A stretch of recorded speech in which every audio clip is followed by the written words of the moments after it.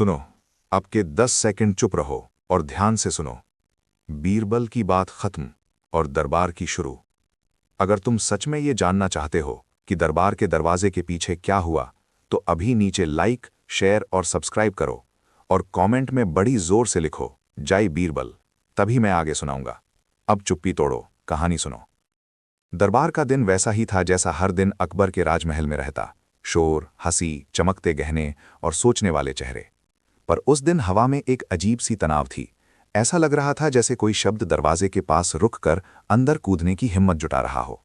अकबर सिंहासन पर बैठे थे। उनकी आंखों में कुछ अनसुलझा जल रहा था। और बीरबल, वही सरल चेहरा, वही तेज आंखें, अपने यूजुअल शांत चाल में दरबार में आए। लोग सोच रहे थे, बीरबल भी क्या नया ले आया होगा। पर किसी ने सोचा भी ना होगा कि आज की बात सिर्फ हंसी तक सीमित नहीं रहेगी।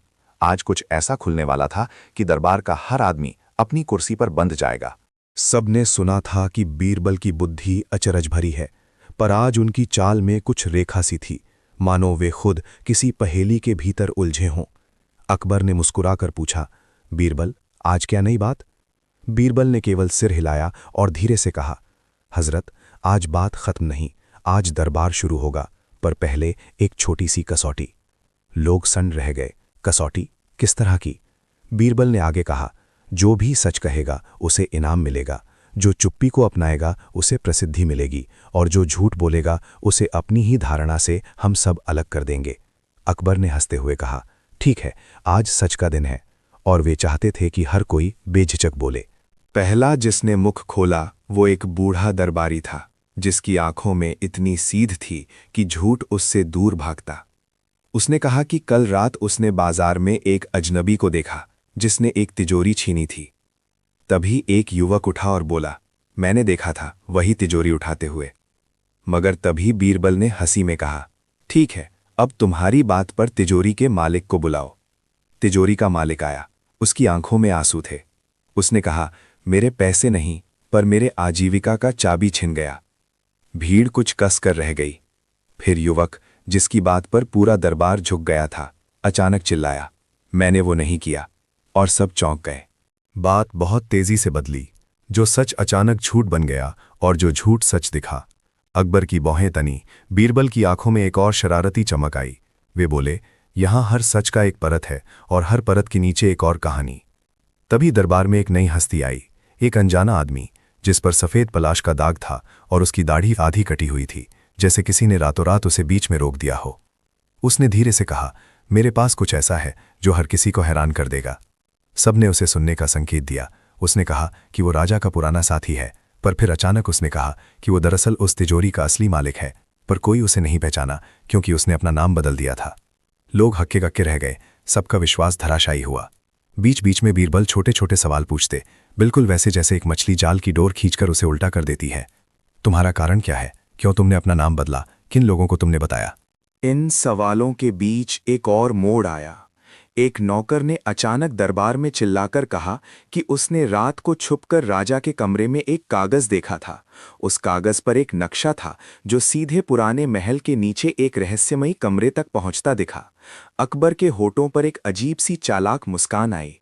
ये नक्शा किसी गुप्त खजाने, किसी भूल भुलैया या किसी राज की शर्म का संकेत दे सकता था। लोगों ने नक्शे की ओर देखा, पर नक्शा गायब था। कोई कह रहा था कि नक्शा तिजोरी के साथ गया, कोई कह रहा था नक्शा उसी अनजान आदमी के पास है। तभी बीरबल ने तमाम शोर के बीच रणनीति बना दी। हम सब मिलकर ये जांचेंगे, पर हर किसी की ओर झूठ उछल सकता है।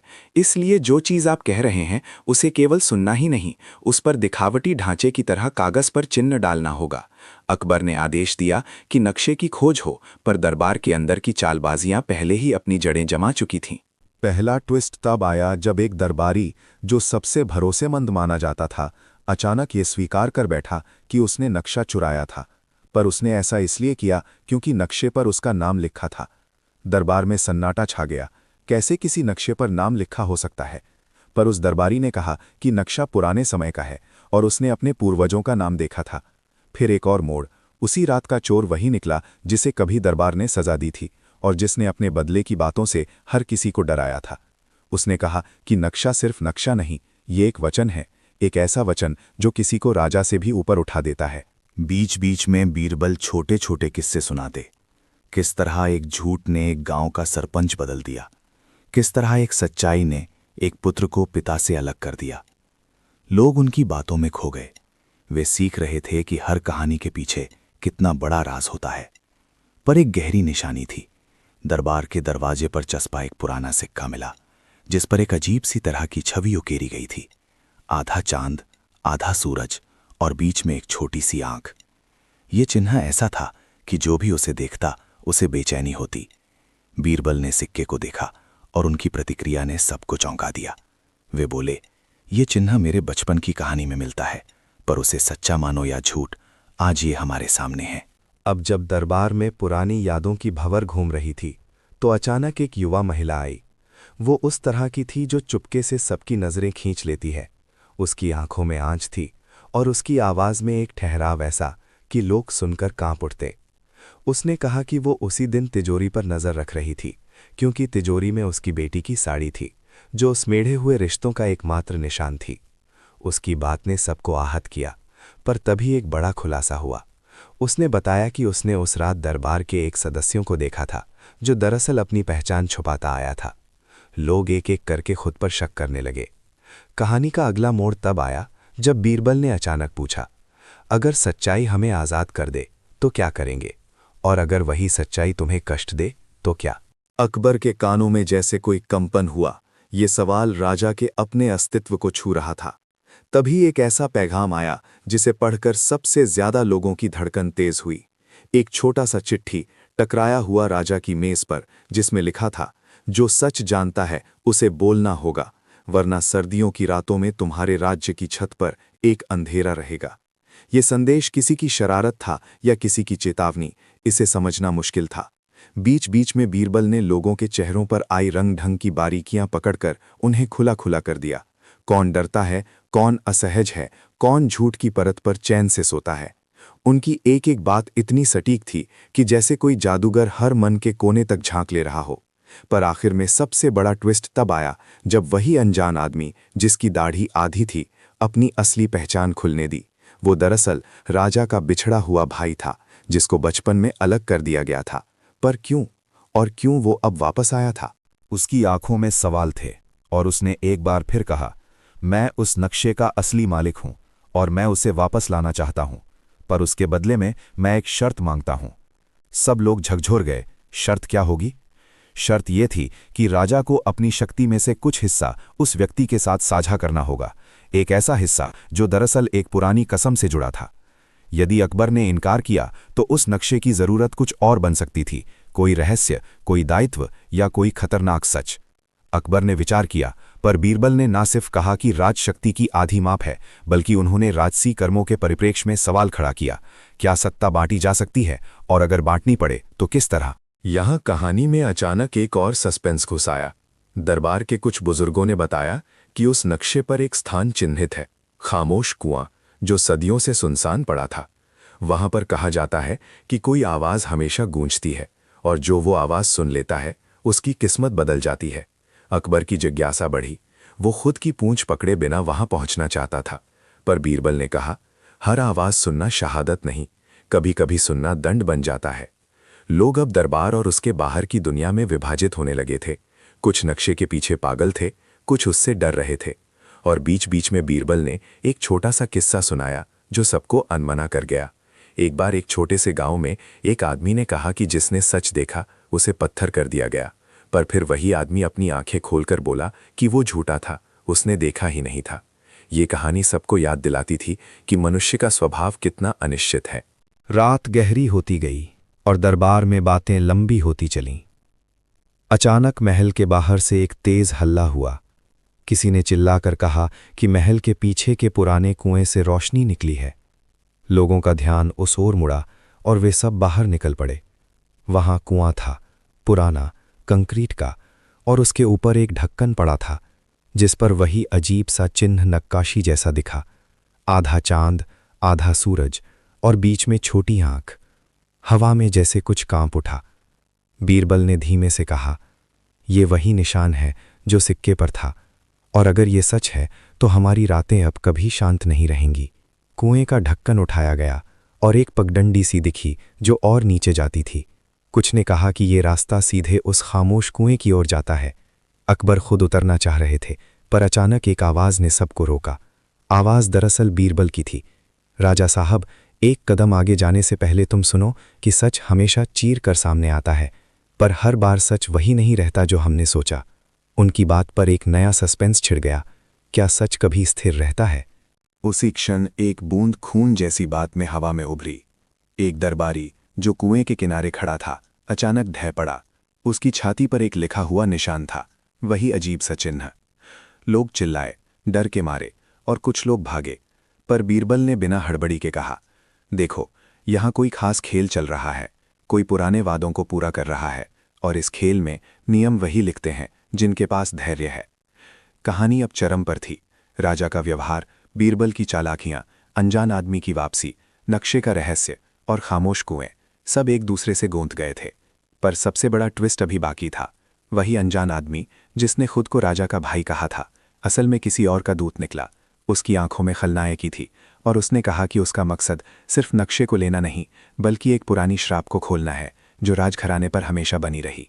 अगर वो श्राप खुल गया तो राजा का राज संकट में पड़ जाएगा और दरबार की नींव हिल जाएगी। दरबार के भीतर शांति टूट चुकी थी।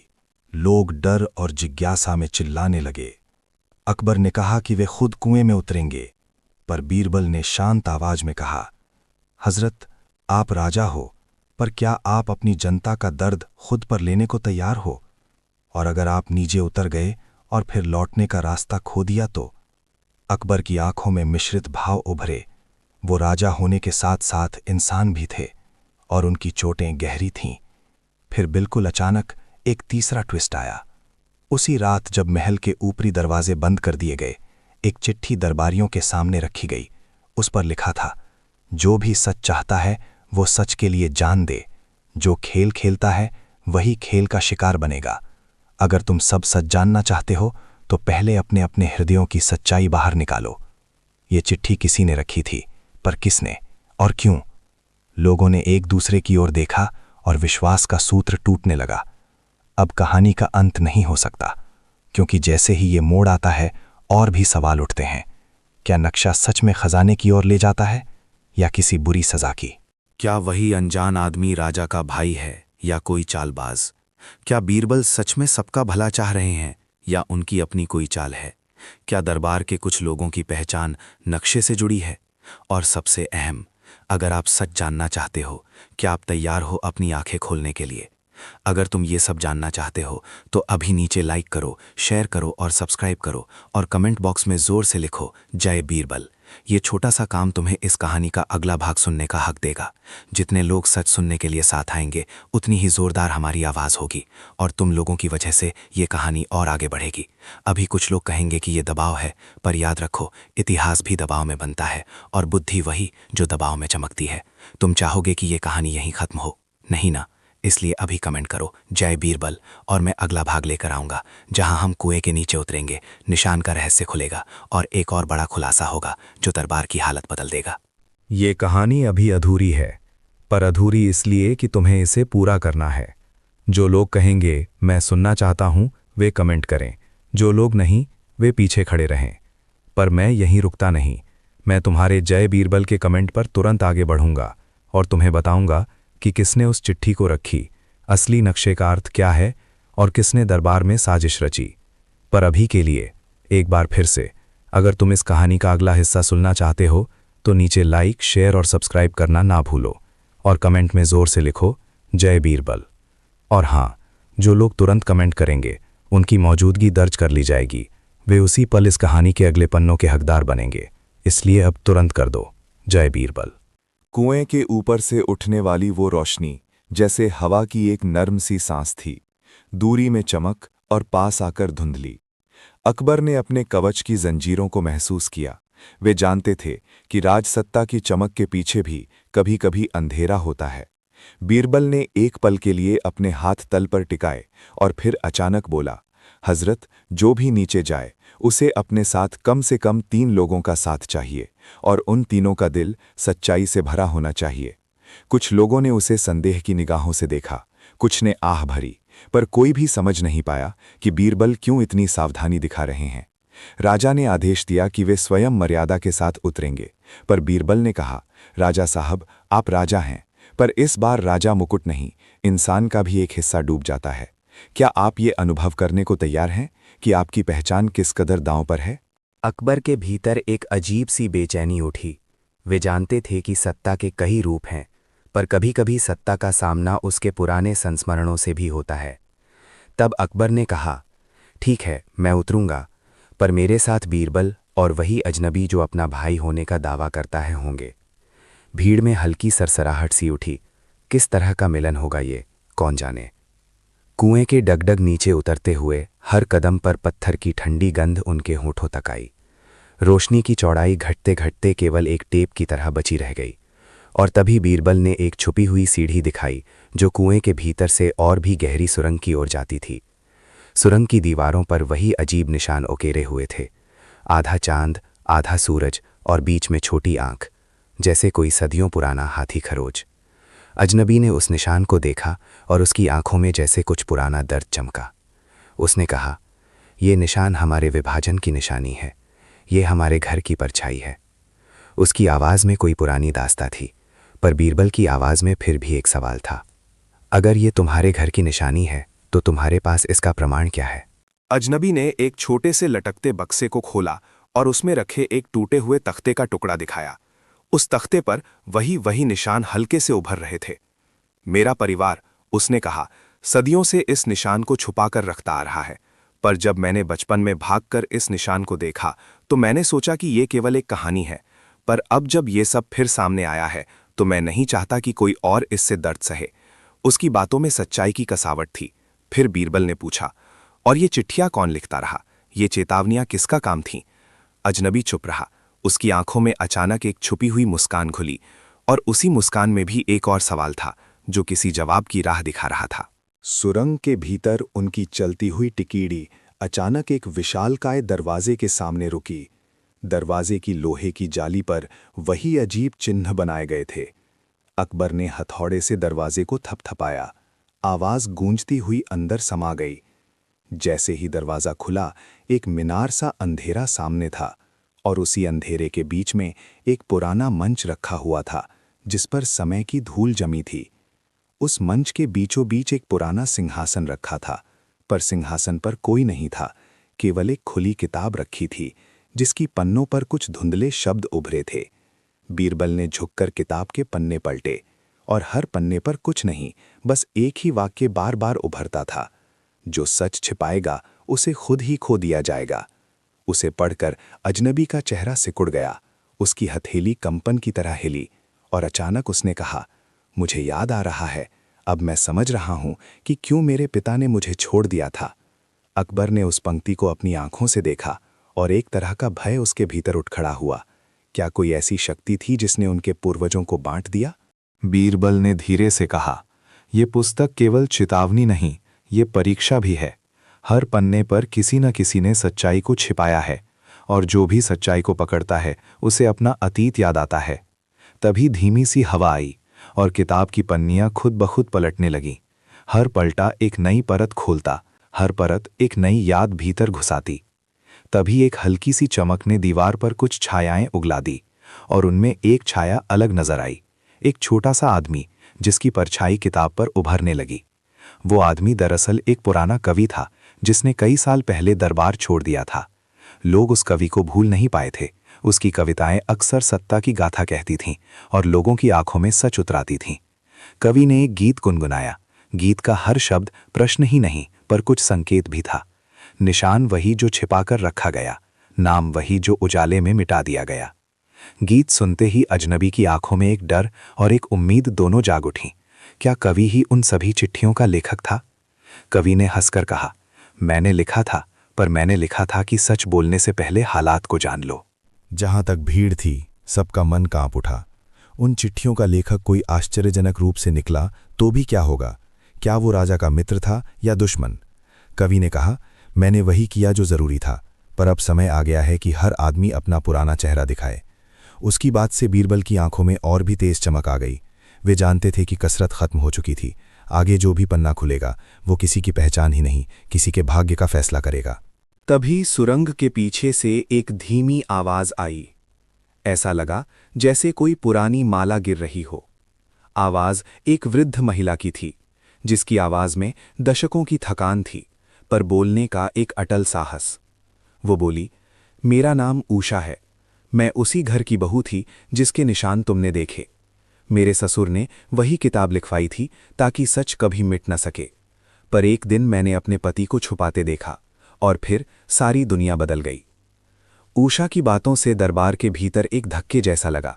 सच्चाई के सामने जो सबसे बड़ा डर होता है वो अपने ही घर की परछाई से डरना है। ऊषा ने कहा कि वे लोग सदियों से उस निशान को संरक्षित कर रहे थे ताकि कोई अनाथ का हक न खोए, पर समय के साथ वो संरक्षा बंधन बन गई और बंधन ने रिश्तों को जकड़ लिया। अकबर ने पूछा, और वो शर्त क्या थी जो मेरे भाई ने रखी थी? अजनबी ने धीमे शब्दों में कहा, शर्त ये थी कि जो भी तिजोरी और नक्शे की रक्षा करेगा वो उस परिवार का सम्मान बनाएगा, पर यदि कभी किसी ने झूठ कहा तो उसकी सज़ा सुनवाई से परे होगी। बीरबल ने मुंह में आकर कहा, सज़ा जिसे सुनवाई से परे हो वो अक्सर अंधकार में बदल जाती है। और जैसे ही उसने ये कहा, एक दरबारी जो अभी तक शांत बैठा था अचानक खड़ा हुआ और कहा, मैं जानता हूं कि किसने चिट्ठी लिखी थी। भीड़ के भीतर गूंज उठी, कौन? सबने उसकी ओर देखा। उसकी आंखों में सच का तेज था, पर उस सच के बाद छुपे खतरे की झलक भी। उसने कहा, मैंने उसे देखा है। कवि और ऊषा के बीच एक रात को कुछ शब्द बदले गए थे, पर जो शब्द बदले गए वो केवल शब्द नहीं थे, वे एक अंधेरे वचन बन गए। जैसे ही उसने ये कहा, कुएं के नीचे से एक हल्की सी गूंज उठी। किसी ने धातु से टकराया था और उसी क्षण दरबार के बाहर से एक चिल्लाहट आई। किसी ने महल के ऊपर एक दीवार पर खून जैसा निशान देखा था, वही छोटा चिन्ह, आधा चांद आधा सूरज और बीच में आंख। लोग भागकर बाहर आए। आकाश में बादल जैसे एक साजिश की तरह घिर आए थे। बीरबल ने ठंडी आवाज में कहा, अब हर कदम पर सच की परत पुष्ट होगी और जो लोग इसका सामना नहीं कर सकेंगे वे अपने आप टूट जाएंगे। यहां पर कहानी ने एक नई दिशा ली, पर मैं यहां कहानी अधूरी छोड़ता हूं ताकि तुम अपनी मौजूदगी दर्ज कराओ।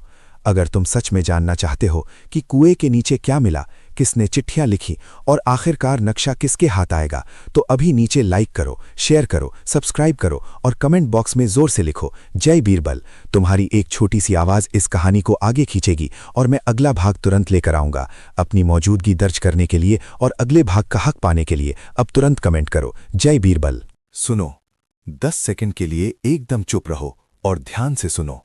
बीरबल की बात खत्म और दरबार की शुरू। अगर तुम सच में ये जानना चाहते हो कि दरबार के अंदर क्या छुपा है, तो अभी नीचे लाइक, शेयर और सब्सक्राइब करो और कमेंट में जोर से लिखो, जय बीरबल। तभी मैं आगे सुनाऊंगा। खामोशी को तोड़ते हुए सूरज की हल्की रोशनी महल की ऊंची खिड़कियों से अंदर छिड़कने लगी।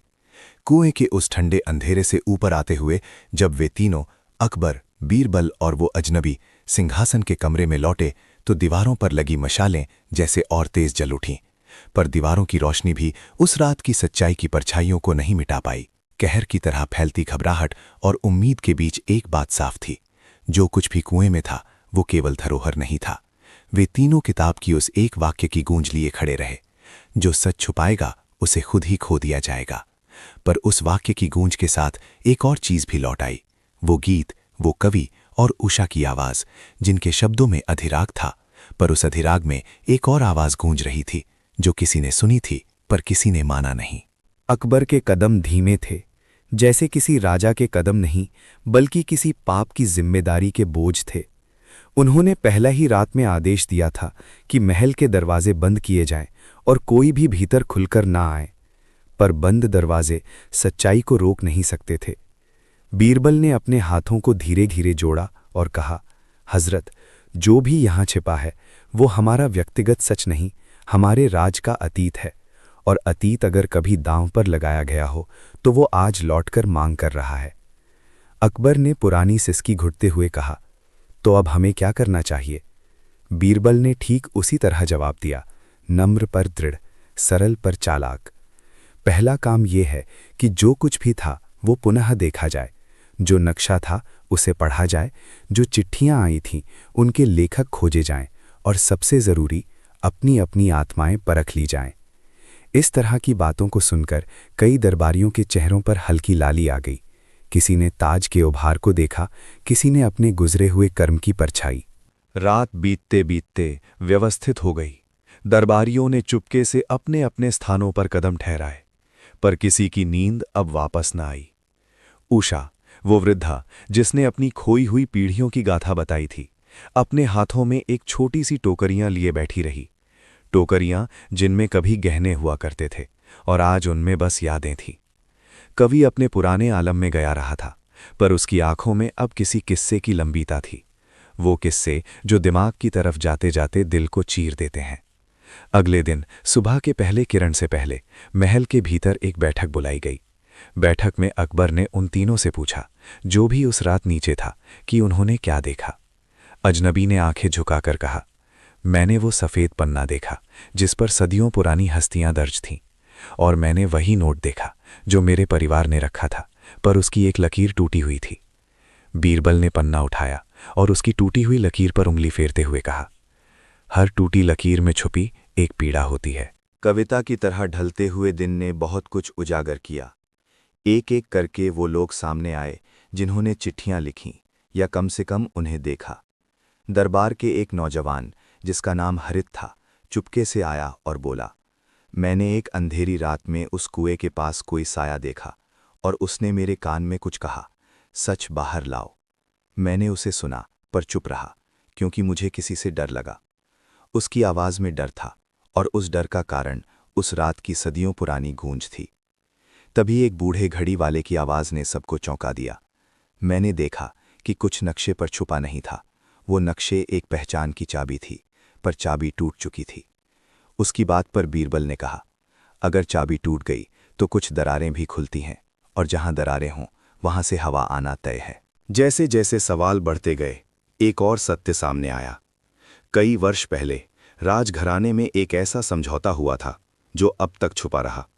समझौता था एक गठबंधन, एक वादा जो किसी सामरिक संकट के समय किया गया था। पर उस वादे में एक शर्त थी जिसे अब कोई याद न रखता था, क्योंकि उम्र और समय ने उसे धुंधला कर दिया था। शर्तें थीं, कौन परिवार को बचाएगा, कौन जमीन का हक रखेगा, और किसके माथे पर किस तरह की छवि अंकित होगी। पर यादों की धुंध में छिपी वो शर्त आज फिर उजागर हो रही थी। शर्त का मतलब ये था कि किसी एक पीढ़ी को चुना जाएगा जो राज की रक्षा करेगी, और उसके बदले में उस पीढ़ी को कुछ अधिकार और कीमत दी जाएगी। उस कीमत में केवल दौलत नहीं थी, उसमें नाम, सम्मान और समय का एक अटूट हिसाब था। पर अगर कोई झूठ बोलेगा तो वादा टूट जाएगा, और जिस पर वो वादा था उसे अनजाने में दंडित किया जाएगा। ये दंड भावनात्मक था, घर का अलगाव, यादों का खो जाना, पर साथ ही वो ताकत भी थी कि जो सही है उसे उजागर कर दे। दरबार के कुछ सदस्य, वही जिनके चेहरे नई पुरानी किस्सों से पके हुए थे, अब डर के मारे मिलकर बैठ गए। वे जानते थे कि अगर सच्चाई सामने आ गई तो कुछ रिश्ते टूटेंगे। पर बीरबल ने कहा, सच्चाई सामने आने से रिश्ते नहीं टूटते, पर झूठ पर जो दूरी आई है उसे ठीक करने की जिम्मेदारी हम सबकी है। उसकी ये बात कुछ लोगों को शांत कर गई, पर कुछ का मन और भी कटु हो उठा, क्योंकि सच अक्सर उन्हीं की छुपी गलती को उजागर कर देता है। मगर कहानी के बीच में अचानक एक और मोड़ आया। महल के भीतर एक नई चिट्ठी पाई गई, बिल्कुल ताज़ा, अभी हुई, और किसी का हस्ताक्षर नहीं। उस चिट्ठी में लिखा था, जो भी सच्चाई खोजता है उसे पहले अपनी काया का हिस्सा त्यागना होगा। ये वाक्य अचानक सबके भीतर एक अजीब खौफ बिठा गया। क्यों, किसी ने यह कहा, क्या सच्चाई इतनी भारी थी कि उसे उठाने के लिए किसी की पहचान ही मिटा दी जाएगी? बीतते दिनों में बीरबल ने सबको एक एक करके बुलाया और हर किसी से कहा कि वे अपने जीवन की एक ऐसी बात बताएं जिसे वे सबसे ज्यादा छुपाते हैं। लोगों ने संकोच किया, पर धीरे धीरे कुछ ऐसे राज निकले जो खून की तरह ना तो खरे थे और ना ही मिटते थे। एक राज ये कि अकबर के दरबार में एक पुराना दोस्त था जिसने कभी राजा को धोखा दिया था, पर फिर बाद में उसने राजा की रक्षा करके अपनी गलती सुधार ली थी। पर दूसरी तरफ एक और राज ये कि वही अजनबी जिसका दावा भाई होने का था, असल में एक दिन के लिए ही सही पर राजघराने में बड़ा रह चुका था, और उसे कुछ वैसी शक्तियां मिली थीं जो आज किसी के पास नहीं थीं। यहाँ कहानी में एक अटपटे सवाल ने जन्म लिया, क्या वाकई शक्ति बांटी जा सकती है? अगर जाती है तो वो क्या खोती है और क्या पाती है? बीरबल का मानना था कि शक्ति को साझा करना डर के साथ साथ भरोसा मांगता है, पर कई दरबारी मानते थे कि शक्ति का अर्थ ही नियंत्रण है और नियंत्रण बांटने का मतलब स्वयं को कमजोर करने जैसा होगा। इस मतभेद ने दरबार में और भी विभाजन कर दिया। और फिर उसी रात महल के सबसे ऊंचे टावर से एक आवाज गूंजी, एक आवाज जो किसी ने पहले नहीं सुनी थी। वो आवाज किसी ने नहीं पहचानी। वो संदेश में आया, जो सच की खोज करता है वो पहले खुद को मिटाएगा। ये संदेश किसी ने दीवार पर लाल स्याही से लिखा हुआ पाया। अब सभी का मन विचलित हो उठा। कौन ये कर रहा था और क्यों? बीच बीच में बीरबल ने छोटी छोटी चालें चलीं। कभी वे किसी के कमरे के बाहर खड़े हो जाते, कभी किसी दरबारी की झोली में चिट्ठी रख देते। उनकी हर चाल का मकसद था कि लोग अपने सच से ना भागें बल्कि उसे अपनाएं। एक दिन उन्होंने एक सभा आयोजित की जिसमें हर सदस्य को अपना नाम लिखकर उसे जला देना था। एक प्रतीकात्मक कृत्य कि वे भूतकाल के दाग से मुक्त होना चाहते हैं। कुछ ने ये किया, कुछ ने नहीं, पर जिन्होंने किया उनके चेहरे पर अचानक एक हल्की राहत आ गई, जैसे किसी ने अंदर से कुछ बोझ उतार दिया हो। कहानी अब और गहरी होती जा रही थी। जब सच्चाई और दायरों की बातें बढ़ीं, तब एक बड़ा खुलासा हुआ। किसी ने महल की पुरानी दीवारों के पीछे कुछ पुरानी तख्तियां पाईं, जिन पर अलग अलग नाम लिखे थे, नाम जो आज के दरबारियों से मेल खाते थे। इसका अर्थ यही था कि इतिहास ने खुद को काटते हुए उनके ऊपर दंड थोप दिया था। उनमें से कई अपनी ही जड़ों से जुड़े थे और उन जड़ों में छिपा एक धोखा था। एक रात जब सब लोग थक कर सोए तो बीरबल अकेले महल के बगीचे में खड़े थे। उनकी आंखों में कोई उदासी थी, पर साथ ही एक उत्साह भी। बात फिर वही थी कि सच्चाई अगर सामने आ जाए तो रिश्तों का भाव बदल सकता है। पर बीरबल के लिए ये केवल न्याय की लड़ाई नहीं थी, ये मानवीयता की जंग भी थी। उन्होंने अपनी जांग पर बैठकर कुछ लिखा, एक नोट, जिसे उन्होंने अगले दिन महल के दरबार में रख दिया। नोट में लिखा था, सभी जो आज सच बोलते हैं कल को वे किसी के लिए रोशनी बनेंगे। दरबारियों में अब दो धड़ों का विभाजन सा हो चुका था।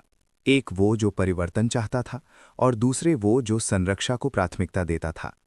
पर जिनके दिल में सच्चाई की किरण थी वे अब धीरे धीरे सामने आने लगे। उषा ने अपने पुराने गहनों में से एक छोटी अंगूठी निकाली और उसे अकबर के चरणों में रख दिया। अंततः उस अंगूठी के पीछे की कहानी इतनी दर्दनाक थी कि हर कोई सुन हो गया। अंगूठी के साथ एक पत्र था जो लिखा हुआ था, हमने हमेशा सोचा था कि जो खो गया वो खो गया, पर आज जब हम उसे वापस लाते हैं तो हम खुद को भी पाते हैं। पर जैसे ही वे अक्षर पढ़ रहे थे, एक तेज चीख ने महल को हिला दिया। किसी ने राजा के कोठरी में घुसपैठ की कोशिश की थी। सब लोग दौड़े और वहां पर देखा कि वही नक्शा जो उन्होंने सोचा था कि खो गया वापस आ चुका था। नक्शे पर अब नए निशान थे, ऐसे निशान जो पहले न थे, और एक किनारे पर एक नाम लिखा था। नाम से वो कोई नहीं बल्कि कई लोगों की परछाई जुड़ी थी। अब कहानी फिर से उछल पड़ी। नक्शा वापस आया, पर उसकी कीमत अब किसी के लिए भी सपाट न थी।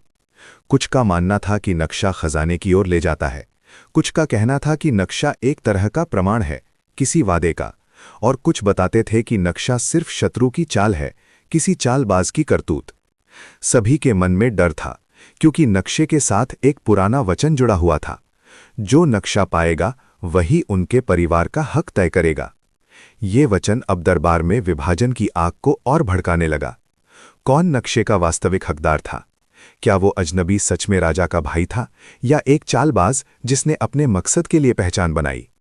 बीरबल ने सवाल उठाए, पर जैसे ही वे सवाल उठाते एक नया संकेत मिल जाता।